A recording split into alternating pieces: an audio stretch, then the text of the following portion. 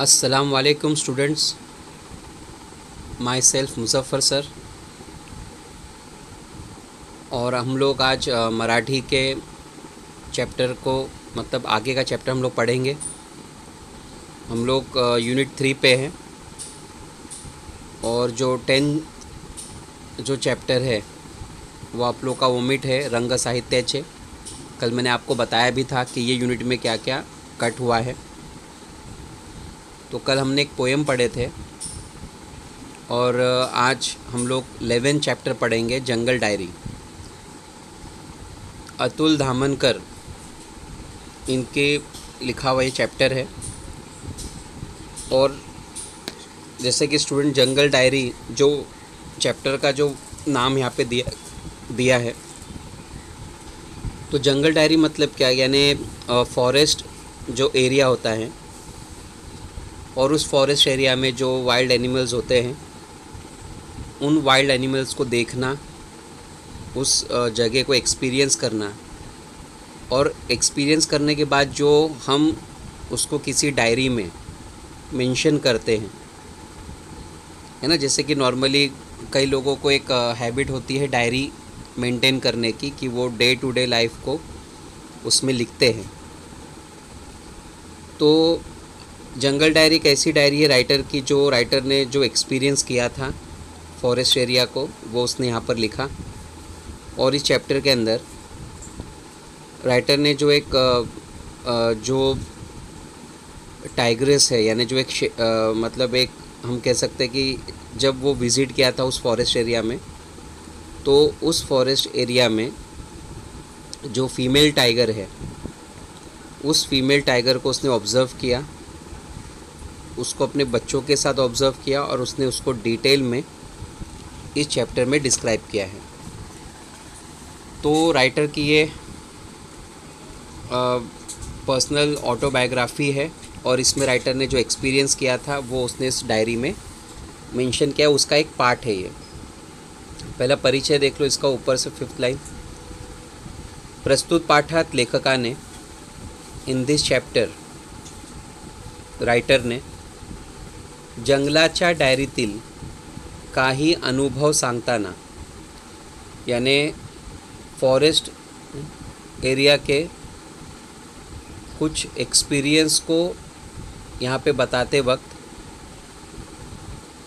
जंगलातील प्राण्यांचे निरीक्षण करताना और उस फॉरेस्ट के जो एनिमल्स हैं उन्हें ऑब्ज़र्व करते वक्त आलेल्या चित्तथरारक प्रसंगाचे वर्णन केले आहे। चित्तथरारक प्रसंग, चित्तथरारक प्रसंग मतलब बहुत ही हम कह सकते, चित्तथरारक का मतलब कैसा होता है कि यानी दिल को दहला देने वाला।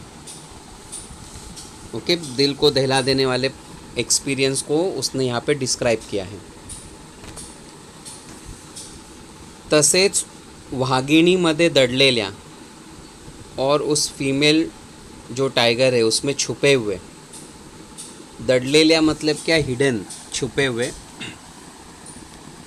मातृत्वाचे रोमहर्षक वर्णन आलेले आहे। मातृत्व, मातृत्व मतलब जो माँ का जो प्यार होता है, ओके, उस माँ के प्यार को इस चैप्टर में डिस्क्राइब किया है। देखो, माँ होती है, फिर वो जैसे कि हम कह सकते हैं जैसे हमारी माँ हमारी केयर करती है, वैसे हम देखते हैं जो जानवर होते हैं ना, उनकी भी जो माँ होती है उनकी बहुत केयर करती है। बर्ड्स हो, एनिमल्स हो, ये सब आपने देखा होगा। एक मैं बोलूँ तो एक कबूतर देखो आप, अगर आपके विंडो पे, अगर आपके बैल्कनी में अगर कबूतर घर बना के उसमें अगर अंडे देती है, आप खाली कोशिश करो उस अंडे को छूने के लिए, तो वो छोटा सा कबूतर भी आपको मतलब कोशिश करेगा डराने की। भले उसको पता है कि मैं इसको नहीं डरा सकता हूँ, लेकिन उसके अंदर जो माँ की जो फ़िक्र है वो अपने आप आ जाती है, उसके अंदर डेयरिंग अपने आप आ जाती है।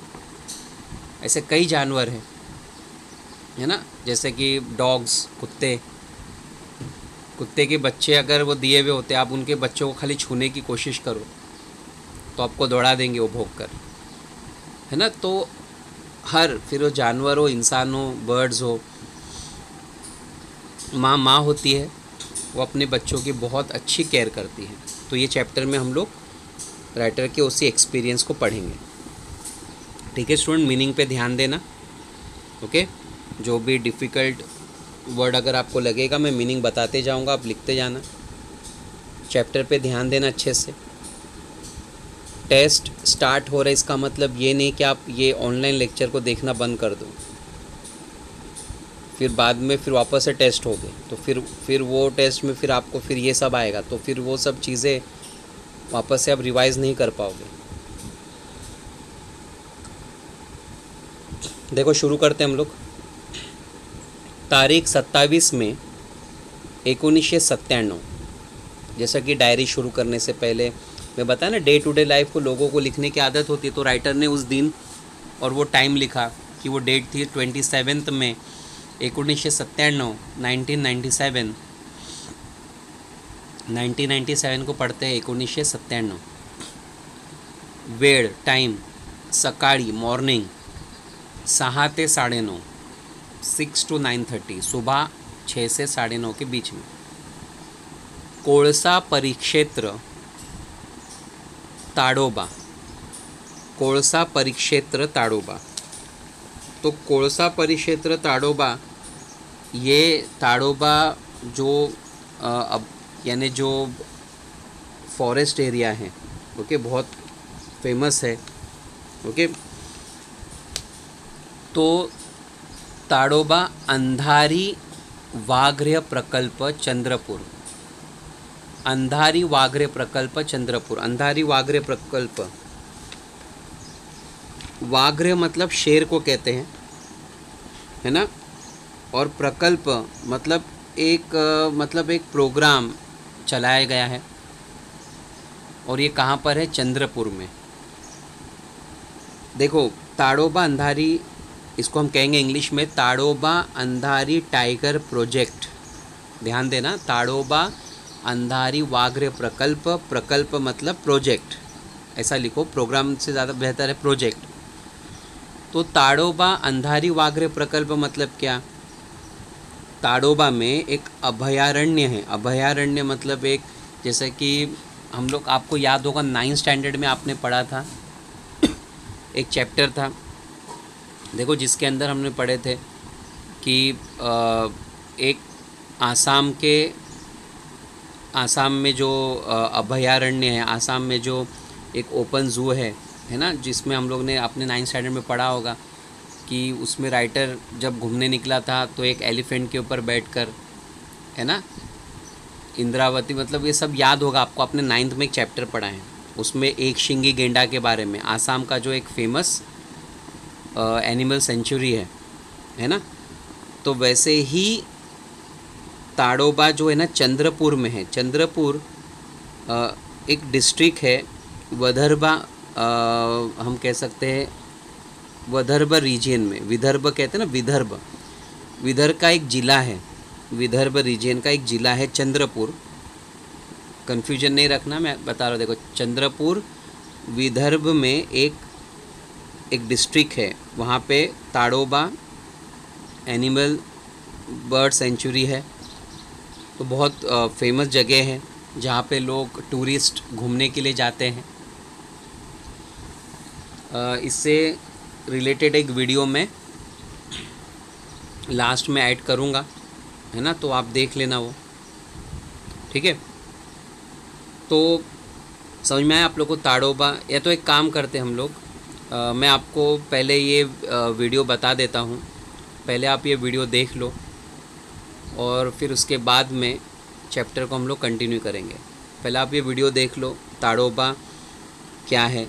तो जैसा मैंने आपको बताया, ताडोबा अंधारी टाइगर प्रोजेक्ट है, टाइगर रिज़र्व है ये ताडोबा में। मतलब यहाँ पे कोशिश की जाती है जो टाइगर है उनको रिज़र्व करने की, क्योंकि देखिए ऐसे बहुत सारे एनिमल्स हैं जो दुनिया से धीरे धीरे ख़त्म हो रहे हैं, है ना।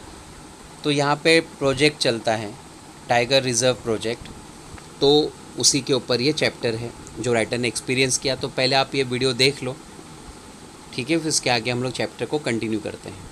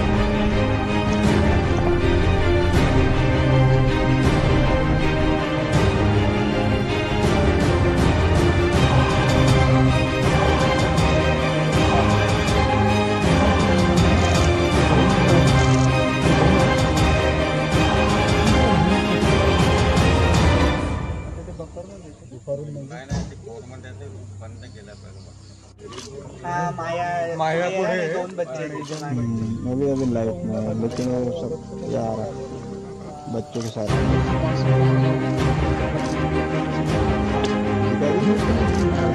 जो बच्चे बच्चे बाइकों से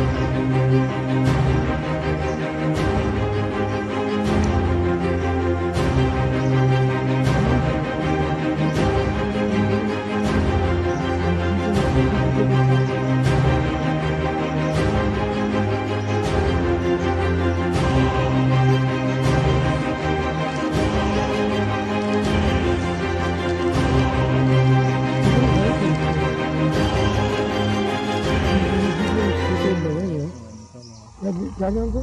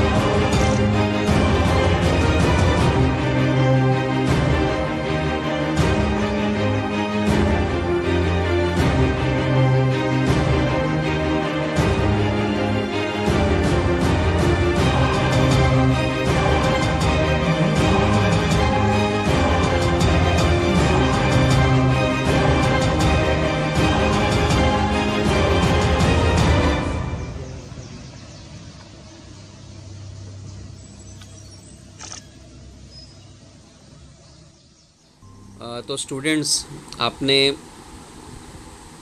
ये वीडियो देखा, आपको समझ में आया होगा कि ताडोबा अंधारी वाघरे प्रकल्प क्या है। ठीक है, तो चलिए हम लोग चैप्टर को अभी कंटिन्यू करते हैं। अब आपको समझना थोड़ा सा आसान हो जाएगा। ठीक है, चलो देखते हैं आगे हम लोग। तो जैसा कि मैंने आपको फर्स्ट लाइन पढ़ा था कि तारीख 27 मे 1997 वेळ सकाळी 6 ते 9:30 कोळसा परिक्षेत्र ताडोबा अंधारी वाघरे प्रकल्प चंद्रपूर। ठीक है, आज पहाटेच कोळसावन विश्रामगृहातून बाहेर पडलो। राइटर कहता है कि आज सुबह कोळसावन विश्रामगृहातून बाहेर पडलो। कोळसावन, कोळसा परिक्षेत्र है, coal field near Tadoba tiger reserve, यानी कोल फील्ड है। कोल समझते हो ना, कोयला है ना। ताडोबा टाइगर रिजर्व के पास एक जगह है, एक एरिया है। तो विश्रामगृहातून बाहेर पडलो। विश्रामगृह समझते हो ना, यानी गवर्नमेंट गेस्ट हाउस होता है, यानी गवर्नमेंट का गेस्ट हाउस होता है। तो वहाँ पर से राइटर आराम करके बाहर निकला। गावातून टोंगे वनरक्षक आणि त्यांचा सहकारी वनमजूर, टोंगे वनरक्षक मतलब फॉरेस्ट ऑफिसर, मीनिंग पे ध्यान देना स्टूडेंट्स। आप फॉरेस्ट ऑफिसर, उनका सरनेम यहाँ पे दिया है टोंगे। ओके, टोंगे। तो फॉरेस्ट ऑफिसर जिनका सरनेम था टोंगे, आणि त्यांचा सहकारी वनमजूर मतलब उनके साथ वाला, मतलब उनके साथ काम करने वाला। फॉरेस्ट्री वर्कर, यानी उनके साथ एक वर्कर था। येताना दिसले, दोनों आते वक्त दिखे राइटर को। वनरक्षक येताच आम्ही डावीकडे जाणारा रस्ता धरला। और राइटर कह रहा है कि जैसे वो वनरक्षक आए तो डावीकडे जाणारा झरी रस्ता धरला। डावीकडे मतलब लेफ्ट साइड है ना। तो लेफ्ट साइड में जाने वाला जो एक झरी रास्ता है। झरी रास्ता मतलब क्या? झरी रास्ता मतलब जो वाटरफॉल जहाँ से बहता है, तो वो रास्ता हमने पकड़ा। मतलब ये लोग अब जंगल के अंदर जा रहे थे, तो ये लोग ये फॉरेस्ट ऑफिसर का वेट कर रहे थे। तो जैसे फॉरेस्ट ऑफिसर आया, उनके साथ उनका एक फॉरेस्ट्री वर्कर आया, तो ये तीनों जन लेफ्ट साइड में मुड़े। समोर चालणारा वनमजूर अचानक थबकला मतलब थामणे, स्टॉप इंस्टेंटली। और जब ये लोग चल रहे थे ना, तो जो वन मजूर था वो सडनली स्टॉप हो गया, रुक गया। मी प्रश्नार्थक नज़रेने पाहिलं। प्रश्नार्थक नज़रेने यानी राइटर जो था ना, वो बहुत ही प्रश्नार्थक नज़रेने पाने का मतलब क्या होता है कि बहुत कंफ्यूज होकर देखना। तो राइटर जो था ना, वो थोड़ा सा कंफ्यूज होकर देख रहा था कि क्या हो गया, अचानक ये रुक क्यों गया। तर त्यानं रस्त्याकडं बोट रोखलं.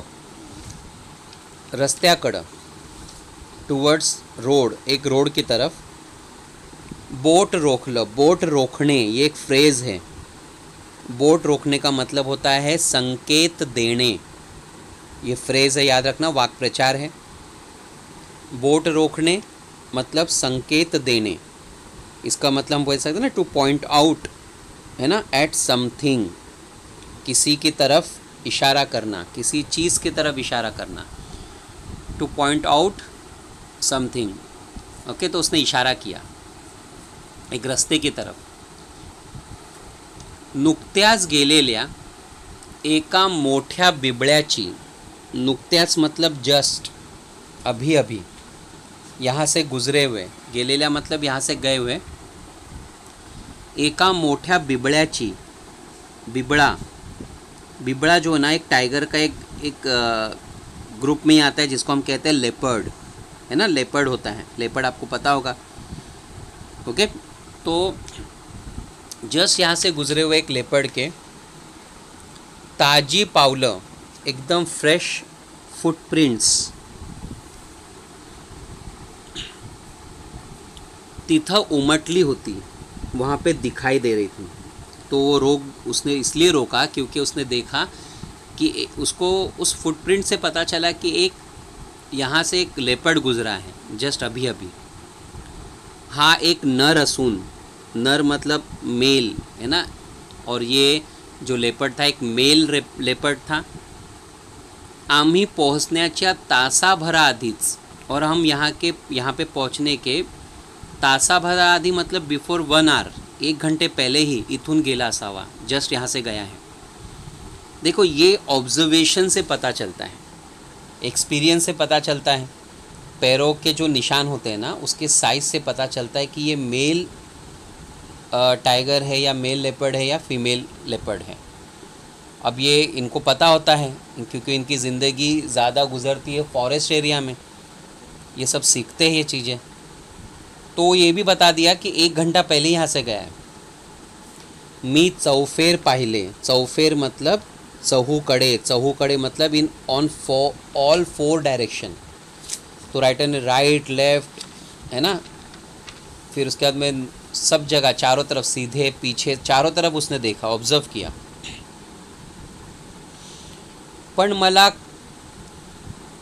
पण मला तरी काही दिसलं नाही, लेकिन मेरे ऑब्जर्वेशन में कुछ नहीं आया. समझ में आ रहा है ना स्टूडेंट? चैप्टर आसान है या मतलब इजी है. ओके, इसके पैसेज भी सॉल्व करने के लिए आसान है. ध्यान दीजिएगा अच्छे से, मीनिंग्स पे ध्यान दीजिएगा. अचानक मला जंगलाच्या कोपऱ्यावर, एंड सडनली, राइटर कहता है कि मुझे एक कोने में, कॉर्नर पे थोड़ी सी हालचाल जाणवली. हालचाल मतलब मूवमेंट, और राइटर को सडनली कुछ मूव करते हुए फील हुआ, है ना, एक कॉर्नर पे. सही में आ रहा है ना?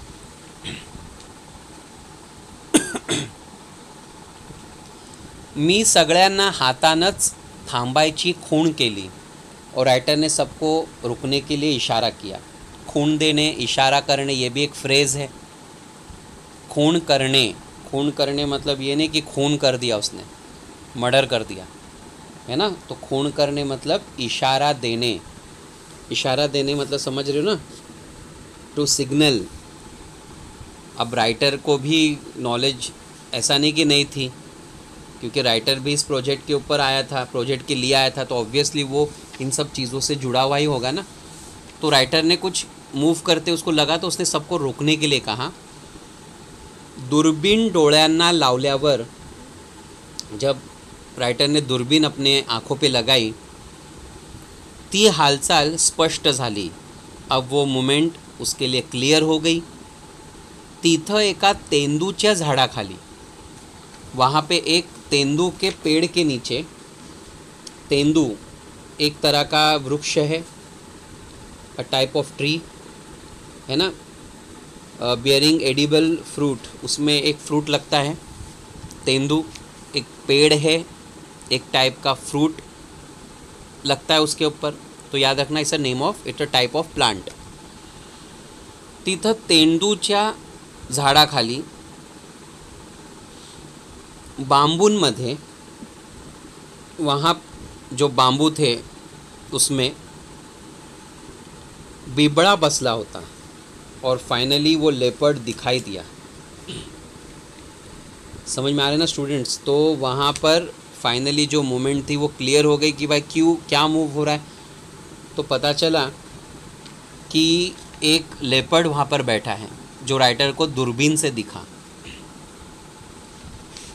पण त्याचा रंग, लेकिन उसका जो रंग है आसपासच्या परिसराशी, आसपास के एनवायरनमेंट से एवढा मिसळून गेला होता, इतना मिक्स हो गया था कि त्याची शेपूट जर हल्ली नसती, राइटर कह रहा है कि अगर उसकी दुम, अगर उसकी जो टेल है वो अगर मूव नहीं हुई होती ना, अगर नहीं उसने अपनी दुम को हिलाया होता, तर तो मला मुळीच दिसला नसता, तो मुझे बिल्कुल नहीं दिखाई देता.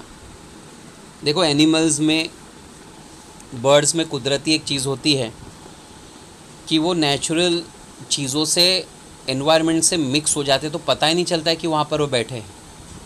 लेपर्ड बोलो या शेर है या बर्ड्स है, एनिमल्स है, ऐसे उनको ना कुदरती ऐसा उनका रंग होता है ना कि वो एनवायरनमेंट में ना, मतलब उस नेचुरल चीज़ों में वो मिक्स हो जाते, पता ही नहीं चलता कि यहाँ पर वो बैठे हैं. कई बार आपने discovery channel, national geographic channel में देखा होगा कि लोग कैसे छुप के घास के पीछे से अटैक करते हैं, लायन हो, टाइगर हो, है ना, दूसरे एनिमल पर, और वो इतना उन चीज़ों में उनका कलर मिक्स हो जाता है ना कि पता ही नहीं चलता कि यहाँ पर कोई शेर बैठा है ना. तो ऐसे ही हुआ, जो तेंदू के झाड़ के अंदर जब वो बैठा था तो वहाँ के एनवायरनमेंट से इतना मिक्स हो गया था कि राइटर कह रहा है कि अगर उसने अपनी दुम नहीं हिलाया होता ना तो मुझे पता ही नहीं चलता कि वहाँ बैठा है. त्याची पाठ आमच्याकडे होती, उसकी पीठ हमारी तरफ थी, चेहरा नहीं था. त्यामुळं त्यानं अद्याप, अद्याप मतलब अभी तक, अजून जिसको मराठी में कहते हैं अंटिल नाउ, स्टिल, आम्हाला पाहिलं नव्हतं. और उसने कन्फर्म था कि उसने हमें नहीं देखा था क्योंकि वो उसकी पीठ हमारे तरफ थी. पण तेवढ्यात सडनली टोंगे वनरक्षकाचा पाय, जो फॉरेस्ट ऑफिसर थे टोंगे, उनका जो पैर है एका वाळक्या काटकीवर पडला. एक सूखे हुए, एक ड्राई, एक सूखी लकड़ी के ऊपर गिरा आणि कट असा आवाज़ झाला. और अब सूखी हुई लकड़ी थी ना तो पैर पड़ने से आवाज़ आई. देखो फॉरेस्ट जितना घना होता है उतना साइलेंट होता है और वहाँ पे ज़रा सी भी आवाज़ गूंजती है. मतलब अब वो आवाज़ होना तिखट कानांच्या बिबळ्यानं, और जो बिबड़े होते हैं, जो लेपर्ड होते हैं, उनके कान को कहा गया तिखट. तिखट मतलब एकदम शार्प, छोटी छोटी आवाज़ सुन लेते हैं. ये कुदरती उनके अंदर एक क्वालिटी होती है जानवरों में, उनके ईयर्स जो होते हैं ना एकदम शार्प होते हैं. एक्सट्रीम सेंस ऑफ हियरिंग होती है उनकी, एक्सट्रीम सेंस ऑफ. अब वो कट आवाज़ का होना, बिबळ्यानं तो आवाज़ ऐकताच वो आवाज़ सुनते ही वळून पाहिलं. उसने घूम कर देखा, टर्न होकर देखा. अब उसने देख लिया कि कोई आ रहा. उनकी नज़र भी बहुत क्लियर होती है. आणि एकाच झेपेत, इन वन जंप, और एक जंप में तो जंगलात अदृश्य झाला और वो उस फॉरेस्ट एरिया में अदृश्य, अदृश्य मतलब डिसअपियर हो गया. मतलब आपको समझ में आ रहा है सीन पूरा. ये लोग आगे बढ़ रहे थे, कुछ मूवमेंट हुई, राइटर ने अपने दूरबीन से देखा तो देखा कि तेंदू के झाड़ के अंदर एक लेपर्ड बैठा है, उसकी पीठ इन लोगों की तरफ थी. उसने नहीं देखा था, अगर देखा होता तो पहले ही भाग जाता. लेकिन अचानक ये लोग जब आगे बढ़े तो जो फॉरेस्ट ऑफिसर था उनका पैर एक सूखी हुई लकड़ी पर पड़ गया, आवाज़ हुई और वो लेपर्ड ने सुन लिया और वहाँ से इन विदिन सेकेंड वो वहाँ से डिसअपियर हो गया. बिबळ्याच्या निरीक्षणांची चांगली संधी और उस लेपर्ड के ऑब्झर्वेशन की, निरीक्षण मतलब ऑब्झर्वेशन, चांगली संधी, एक अच्छा चान्स हाथची गेली म्हणून, और एक अच्छा मौका हाथ से चला गया ये देखकर, मी हड़हड़लो, हड़हड़ने, हड़हड़ने ये भी एक फ्रेज़ है। हड़हड़ने का मतलब होता है चिंता होने, टू फील सॉरी फॉर। मतलब राइटर को थोड़ा सा मतलब कैसा हो गया कि टोंगे जो थे ना उनको थोड़ा बुरा लग गया, और सॉरी पहले राइटर ने कहा कि मी हड़हड़ लो, मतलब राइटर को थोड़ा सा चिंता होने लगी कि मतलब एक अच्छा मौका था वो चले गया। टोंगे यांना शर्मिंद झाल्यासारखे वाटले, शर्मिंदे वाटने, देखो शर्मिंदे वाटने ये भी एक फ्रेज़ है। शर्मिंदे वाटने का मतलब होता है शर्म वाटने या लाज वाटने, है ना, to be embarrassed, to feel awkward, awkward feel करना। टोंगे जो ऑफिसर थे उनको ऑकवर्ड फील हुआ, उनको बुरा लगा कि मेरे वजह से ये अच्छा चांस हाथ से चला गया करीब से ऑब्जर्व करने का। आम्ही लगेच पुढे निघालो और हम आगे बढ़े। थोड्याच अंतरावर और थोड़े ही दूर पर रायबाकडे जाणारा रस्ता उजवीकडे वळत होता।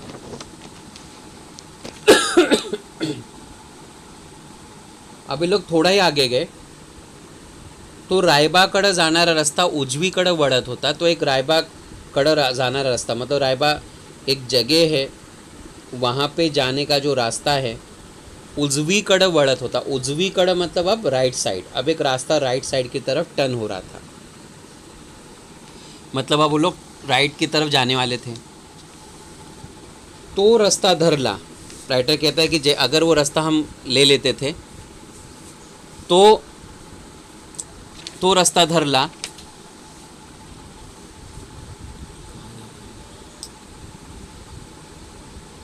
तो रस्ता धरला आणि जंगल आणखीनच दाट झाल्यासारखं वाटलं। दाट झाल्यासारखं मतलब बहुत ही घना जंगल, दाट मतलब घना यानी डेंस फॉरेस्ट। और राइटर पे कह रहा है कि वो रास्ता अगर हम पकड़ लेते हैं ना तो फिर वो एकदम हम कहाँ बढ़ते हैं, डेंस फॉरेस्ट एरिया की तरफ, मतलब यहाँ से जंगल जो है ना और घना होते जाता है। समझ में आ रहा है ना स्टूडेंट आपको? क्योंकि अब लोग रायबा की तरफ टर्न हो रहे थे, जंगल घना होते जा रहा था। इथं 2-3 नाले असल्यानं, वहाँ पर बड़े बड़े 2-3 नाले, नाला मतलब ओढ़ा, ओढ़ा मतलब इसको हम कहते हैं ना ब्रुक, इंग्लिश में इसको ब्रुक कहते हैं, BROOK। नाले की तरह होता है, बड़े बड़े नाले। ये क्यों होता है? जब बारिश हो तो जंगल में तो यहाँ पे से पानी बह जाए, ऐसा वो लोग एक रखते हैं ताकि वो बाढ़ जैसी सिचुएशन ना बने। ओके, तो 2-3 नाले असल्यानं झुडपांची दाटी, झुडपांची दाटी यानी झुडूप मतलब जो बुशेस होते हैं, दाटी मतलब गर्दी, जास्त जाणवते। अब वहाँ पर प्लांट्स बुशेस बहुत ज़्यादा थे। क्यों ज़्यादा थे? क्योंकि वहाँ पर वाटर सोर्स था, और जहाँ पे वाटर सोर्स होते हैं वहाँ का जो एरिया होता है वो थोड़ा सा डेंस होता है। तसंच त्या नाल्यांमध्ये और उस नाले में थोड़ा पानी साचून राहत असल्यानं, थोड़ा पानी हमेशा जमा रहता है, साचून रहने मतलब जमा होने की वजह से, तिथं कुठलाही वन्य प्राणी, वहाँ पे कोई भी वाइल्ड एनिमल दिसण्याची शक्यता होती, दिखाई देने की 101% पॉसिबिलिटी थी। मतलब कंफर्म था कि यहाँ पे कोई ना कोई जानवर दिखेगा। क्यों? क्योंकि वहाँ पे पानी जमा हुआ था, जानवरों को पानी की ज़रूरत होती है। त्यामुळं आता सावधपणे पावलं टाकणं आवश्यक होतं, और इसलिए अभी केयरफुली कदम को बढ़ाना बहुत ज़रूरी था कि अब यहाँ से हम धीरे धीरे आगे बढ़ें, क्योंकि वाइल्ड एनिमल्स यहाँ पे हो सकते थे और ये वाइल्ड एनिमल कभी भी इनके ऊपर अटैक कर सकते हैं। एक डर इनके दिल में था, क्योंकि वहाँ पे वाटर सोर्स अवेलेबल थी, और वाटर सोर्स अवेलेबल होना मतलब क्या, आसपास में ज़रूर कोई ना कोई जानवर होने की पॉसिबिलिटी थी। ओके स्टूडेंट्स, मैं ये चैप्टर को अब यहीं पे स्टॉप कर रहा हूँ। इसका जो रिमेनिंग जो पार्ट है, एक पेज और इसका जो आधा थोड़ा सा बचा हुआ है, ये हम लोग नेक्स्ट लेक्चर में मतलब कंटिन्यू करेंगे। अब मैं थोड़ा सा बात कर रहा हूँ आपके क्वेश्चन पेपर को लेकर। तो स्टूडेंट्स, एक बात ध्यान में रखो, मराठी 80 मार्क्स का आ रहा है आपको, पूरा यूनिट 1 है। तो यूनिट 1 में जो पैटर्न है वो पैटर्न आप लोग डाइजेस्ट के पीछे देख सकते हो। 80 मार्क्स का एक क्वेश्चन पेपर दिया रहता है ना, प्रैक्टिस के लिए। तो वो पैटर्न है और उसी पैटर्न को आपको फॉलो करना है। और वो पैटर्न को आपको फॉलो इसलिए करना है क्योंकि देखो, अगर आपके डाइजेस्ट के पीछे अगर मार्च 2019 का अगर पेपर है तो वो 100 मार्क्स का बताएगा। तो 80 मार्क्स वाला जो पैटर्न पेपर है ना, उसको फॉलो करना, ठीक है। 80 मार्क्स, हाँ मैं फिर कह रहा हूँ 80 मार्क्स, क्योंकि 100 मार्क्स का पैटर्न अब नहीं है, अभी 80 मार्क्स का है। तो 80 मार्क्स वाला पैटर्न पेपर आप देखो और उस पैटर्न पेपर के हिसाब से आपका क्वेश्चन पेपर बनेगा। रही बात ग्रामर की, जैसा मैं हर लेक्चर में आपको बोला हूँ कि 9th स्टैंडर्ड का जो आपने पढ़ा है ग्रामर वही रहेगा, और हमने थोड़ा सा डिस्कस भी किया है क्लास में, ऑफिस में। तो कुछ ऐसे ग्रामर के टॉपिक भी रहेंगे आपको इस बार जो है। जैसा देखो, मैं अगर बोलूँ समास है ना, तो कुछ ऐसे टॉपिक्स है जो आप लोगों ने 9th स्टैंडर्ड में पढ़ा है। तो वो टॉपिक और समझो कुछ नया टॉपिक अगर इंक्लूड हुआ है तो वो क्वेश्चन भी हम लोग दे रहे हैं आपको। तो अगर आप ये सोचोगे कि सर नया टॉपिक दे रहे हैं, वो पढ़ाई नहीं है, एक्सप्लेन नहीं करे हैं, तो आपको वो इस टेस्ट में आपको वो अटेम्प्ट करना ही है। क्योंकि मैंने जैसा आपको बताया कि नेक्स्ट टाइम हम लोग जो है ना आपको ग्रामर एक्सप्लेन करेंगे, लेकिन ये एग्ज़ाम में आपको ये सब क्वेश्चन को अटेम्प्ट करना है एनी हाउ। कोई भी स्टूडेंट ये रीज़न नहीं देगा कि ये नहीं पढ़ाया है या ये नहीं हुआ है। कुछ चीज़ें आपको सेल्फ डिपेंड होके करना है। और इस लॉकडाउन में आप करीब 4 महीने से घर पे ही हो, तो इससे ये पता चलेगा कि कौन से स्टूडेंट ने कितनी बार बुक खोला है, कितने बार डाइजेस्ट देखा है, कितना उसको फ़िक्र थी इन सब पोर्शन की, ये ग्रामर की। तो इसलिए हम लोग इस बार वो सब टॉपिक हम लोग देंगे। कोई रीज़न आपको नहीं देना, वो आपको एग्ज़ाम में अटेम्प्ट करना ही है। नेक्स्ट टाइम हम लोग ग्रामर एक्सप्लेन करेंगे, ठीक है। तो ये सब चीज़ों को ध्यान में रखो। राइटिंग स्किल्स की प्रैक्टिस करो। 80 मार्क्स वाला पैटर्न पेपर आप फॉलो करो। मैं फिर कह रहा हूँ 80 मार्क्स वाला पैटर्न पेपर आपको फॉलो करना है, ओके। तो नेक्स्ट लेक्चर में चैप्टर को आगे कंटिन्यू करते हैं हम लोग, और प्रैक्टिस करते रहो। देखो डाइजेस्ट है आपके पास, है ना, अभी से वक्त है आपके, अभी भी वक्त है मराठी के लिए। ग्रामर देखना शुरू कर दो स्टूडेंट, खुद से कोशिश करो, खुद से। चीज़ें मैं एक्सप्लेन करूँगा बाद में। ये एग्ज़ाम में कुछ चीज़ें आपको खुद से करनी है, क्योंकि 3 महीना 4 महीना से आप घर पे हो। आपने कितनी बुक खोली है ये अब हमको पता चलेगा। अभी तक तो आपको कॉल वगैरह जाते थे ना कि आपके मतलब आप लेक्चर देख रहे हो क्या, नहीं देख रहे हो क्या, तो आप तो हाँ यस हम देख रहे हैं, अच्छे से देख रहे हैं, ये सब हमको जवाब मिलता था। तो अब ये टेस्ट से हमें पता चलेगा कि आप कितने सिंसियरली आपने सब लेक्चर देखा है, ठीक है स्टूडेंट। तो लेक्चर भी देखना है आपको, इन बिटवीन आपको लेक्चर भी आते रहेंगे टेस्ट के दरमियान, और आपको प्रैक्टिस भी करते रहना है। आप हो घर पे ही हो, स्कूल तो बंद ही है, बहुत टाइम है आपके पास, 24 आवर्स आप घर पे हो, बहुत वक्त है आपके पास। तो वक्त का तो आप रीज़न दे ही नहीं सकते।